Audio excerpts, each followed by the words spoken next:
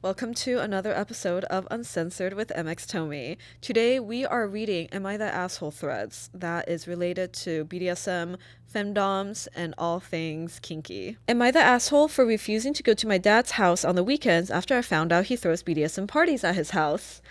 Wow, we're in for a doozy here. Before I start, I know this sounds bad, but hear me out. Also, I have posted here before. One last thing, I'm dyslexic, so excuse any mistakes. I, 15-year-old female, decided to stop visiting my dad, 50-year-old male, after I found out I found an ad for sex parties at his house. When I turned 10, I became allowed to make decisions on when I want to visit my dad because of my parents' divorce. Most of the time, I keep my normal visiting schedule until I turned 13. I went to my dad's house with his new girlfriend, and all was okay for a while until one day he left the door open upstairs that was usually locked. And at first, I used to think it was a closet. However, when I saw multiple toys. Another time I saw a poster in his bathroom asking to only flush toilet paper down. It was signed the name of the party's social media name. I looked it up on Insta and was shocked to find an ad for a purge-themed BDSM party at my dad's house. Not gonna lie, a purge-themed BDSM party kind of sounds fun, but okay, let's keep going. It mentioned the 2 large guest bedrooms upstairs for private time. I scrolled through the account, more fell sick. I by no means want to judge my dad. And what grossed me out was the thought of complete strangers paying my dad to be able to do the nasty things on the bed that he made me sleep on. Yeah, that part is like, yeah, that crossover is not great. I found all of this out when I looked it up at my mom's house since I memorized the name, and I cried. Another thing to know is that he had a human-sized cage in the living room and condoms scattered about. Yeah, he's not keeping things very kosher around here, huh? Like I said before, it's completely fine if my dad is into this stuff, but I don't think he should have that around kids, especially his daughter. I was 13 at the time. I agree.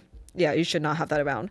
I realized that multiple strangers may have gotten pregnant on my bed and told my mom I didn't want to stay overnight at his house anymore. My mom agreed and I stopped spending the night. Okay. Now, recently, after 2 years of not sleeping at his house, he finally got upset at my mom, of all people, asked why I haven't visited. I've never been brave enough to tell him, but then my mom explained it to him. My dad exploded. He yelled at my mom, berated me, called my mom some names I don't want to say, then called her selfish bitch for keeping me from him. My mom reminded him that I was the only one who made this decision. My dad went on to call me a brat and selfish. It seems like your dad's really hurt that you don't want this relationship. I have sympathy that he feels rejected, right? And some of that rejection may come from a place of feeling not accepted for his kinks and fetishes too. So this outburst, there's a lot underneath that. And I'm sympathetic towards it, even though I think he could have done a better job of keeping the house child friendly. I feel bad for getting my mom involved, especially since my dad can like whatever he wants, but I don't want to sleep at his house with all that laying around. Am I the asshole?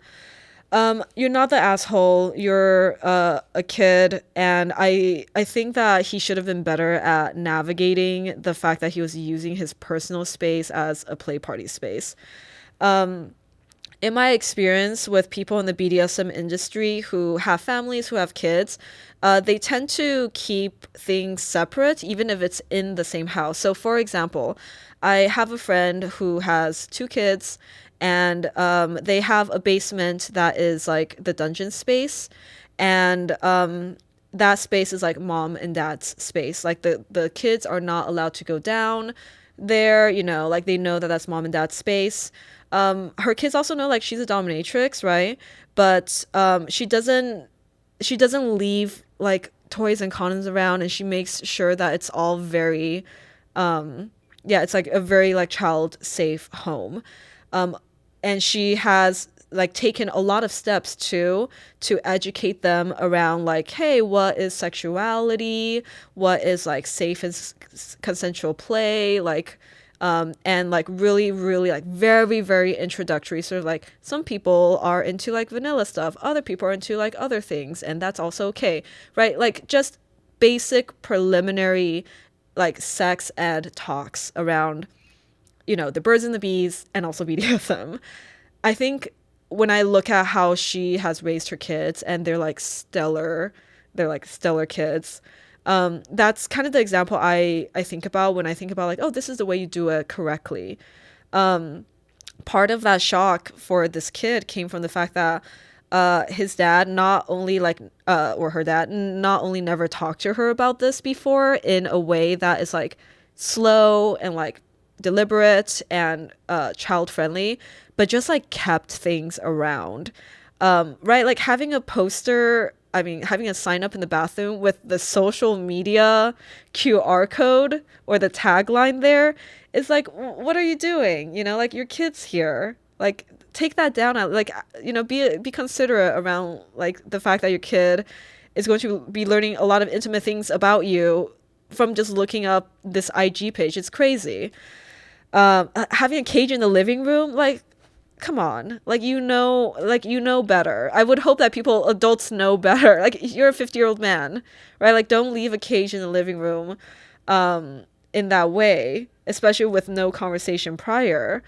It's really quite, I think, you know, disrespectful to the kids, you know, their own sexual progression and their learning when things like this is introduced in such a shocking way, because it could affect them in the future. Yeah, I don't think you're the asshole. I think, you know, you're a kid, so I don't blame you. Like, it would have been nice to have brought this up to your dad, because 2 years of not talking to a parent is painful for both parties, even if the dad did something wrong. Or like the mom could have talked to him a little bit more within those 2 years around what's happening. But, you know, it's a divorce. I understand things are messy, but you're not the asshole. And, you know, I hope that this experience hasn't negatively influenced your idea of the BDSM community. And I think your dad needs to do better, you know, sanitizing the place, or like separating out, like, where is a place for kink play and where is a place for like family, and just keeping things really, you know, really, really safe, sane, and consensual for everybody. Am I the asshole feeling trauma from CNC roleplay? I'm a 29 male with a 26 female girlfriend, and she is a SA survivor. We have been together for 4 years, and I thought I could completely trust her with my kinks and vice versa. We have a healthy sex life and a lot of roleplay. Before anyone tries to bring up anything creepy, our roleplay is age-appropriate scenarios and nothing related to animals. Okay, cool. Got that out of the way. Stuff more along the lines of me texting her when she's at work, that my wife is visiting family in another state and she can spend the weekend with me. We occasionally create different identities and meet up at the bar or a hotel. She'll slip the key to me in her room. Makes it feel like a random hookup. All really fun. I love like little roleplays like that too. A few months ago, she was talking to me about how she approached her therapist about exploring CNC. They discussed why she would want to explore that kink and how to do so safely if she does. I was uncomfortable with the idea, and I told her. She dropped the subject immediately. A few days after, I texted her a scenario, and she replied that she wasn't in the mood for roleplay or having sex. I texted back confirming that I heard her. She comes home from work, and I asked her what's wrong. I wanted to make sure that we checked in with each other about our enthusiastic yes. We typically go over our enthusiastic yeses every now and again, especially if something changes. My girlfriend explains that she feels that she needs to explore the CNC scenario in order to heal from what happened. We talked in depth and about how she feels, how I feel. She reassured me, and we went over safety, that we both will need aftercare, and then I agreed to the roleplay scenario. But now I wish I had not. I revoked my consent during the act. I felt like I was actually harming her, and in my mind, I felt like I raped her. I started crying. I was terrified of what I had done. This does happen in CNC if you're not prepared for the intensity, and it is okay too for the top in the scene or the dom in the scene to call red. Oftentimes we think about safe words for the bottom only, but it can also happen to the top. And it's absolutely okay for him to like stop the scene because he like can't deal with it anymore. My girlfriend at that time comforted me and tried to pull me from that mindset. I had to distance myself. I slept on the couch, and next day I went to talk to my therapist as an emergency call. My therapist scheduled me in, and we went over everything that happened. I talked to my girlfriend about how I never want to do anything like that ever again. It's a hard no on my kink list. My girlfriend got frustrated with me. This sometimes happens in play too, especially if you haven't done something. When it's a new experience, you can learn in the act of it that it's a hard no, and it's okay to be like, okay, not ever doing that again. Like, it's not great for me. My girlfriend got frustrated with me. She said I was preventing her from healing and that if I can't help her, she'll find someone else. I told her to walk away from this relationship. Okay. Let's try to de-escalate a little bit. It's like a really difficult situation because you said that you were traumatized by this, and this is like a really big deal for both of you. I told her I had to walk away from this relationship, that I deserved better too. I deserve someone who respects my enthusiastic yeses and my hard no's. My girlfriend walked out. It's been a week since our argument. Neither one of us has reached out to each other.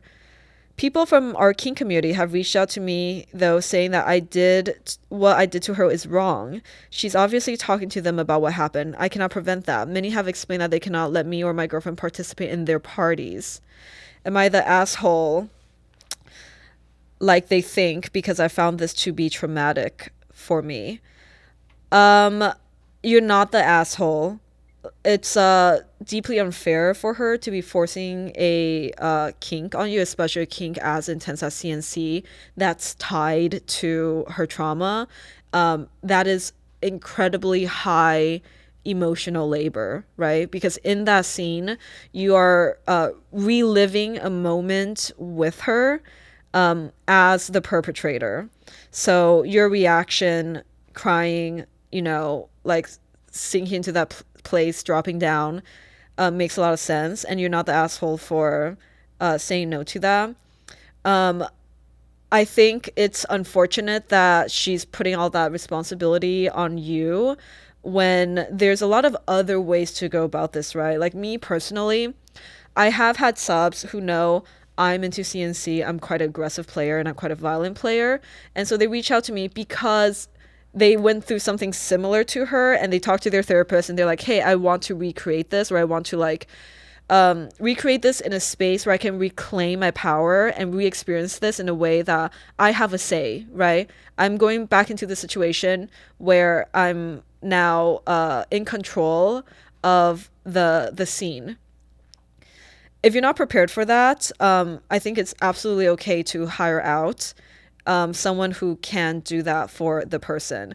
And I oftentimes think for scenes like this too, where it has a therapeutic bent to it, a professional sometimes is better than a close partner because of that distance. And that distance allows for more safety. Whereas, as you can see, when oftentimes a lot of that trauma is being brought back up to the surface and being experienced again, when you're in a close relationship, it can cause a lot of emotional turmoil. It can shift the dynamic. It can create situations that is unexpected, and that's why people like me exist. Yeah, I'm gonna read some of the comments for this to see what people think. Okay. Someone said, what the hell? What the hell kind of kink community tells someone it's wrong to not consent to someone else's kink when it makes you uncomfortable? And the original poster wrote, I think they were maybe trying to protect her because she is a SA survivor, which, yeah, that's important, but I believe in doing that it can be harmful as well. I'm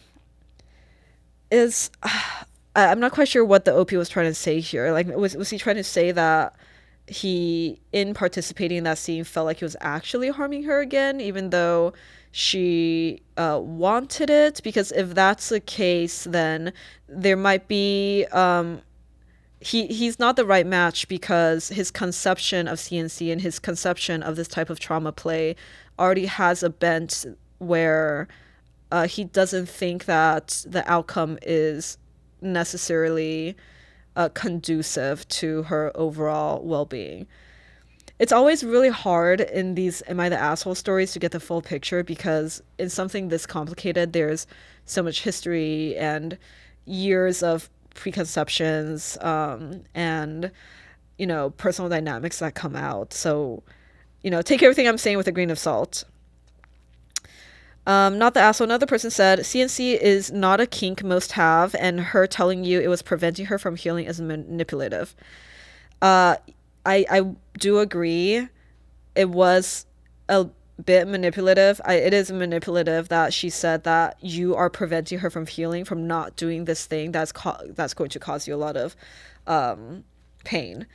This actually reminds me of my interview with my sub, Gina, where he was in a really toxic, traumatic relationship because he was forcing himself to do things sexually that his ex at the time wanted him to do, even though he was not into it, like over and over and over again. It can be traumatic to be forcing your body to do something, especially if it's high emotional labor, when you know that it's not for you, repeatedly over and over again in an intimate setting. Yeah, not the asshole. I hope both of you find healing, and I hope that she finds the right person to professionally take care of this really deep need that she has. Am I the asshole for divorcing my wife because I found out her body count? Okay, here we go. I, 27 male, have been married with my wife, 28 female, for 8 months now. When I married her, I was told to believe we still both had our V cards because of religious reasons. But yesterday, whilst we had some friends over, we talked about how young kids these days have their first time and don't really wait until marriage anymore. To which my wife responded with, waiting till marriage doesn't make sense anyway. There are so many safe options now. I chose not to respond and just listen while our friend group had a discussion about it. Later that day, I asked my wife if she regrets waiting until marriage, to which she responded, I didn't wait. I wanted to tell you, but I never felt comfortable sharing it. I have to admit, then I got furious and said some things I regret, name-calling, etc., and told her to leave my house. Her parents live 10 minutes away. I feel like I've been manipulated and that I've been keeping to myself for nothing. We had been dating for 7 months before we married.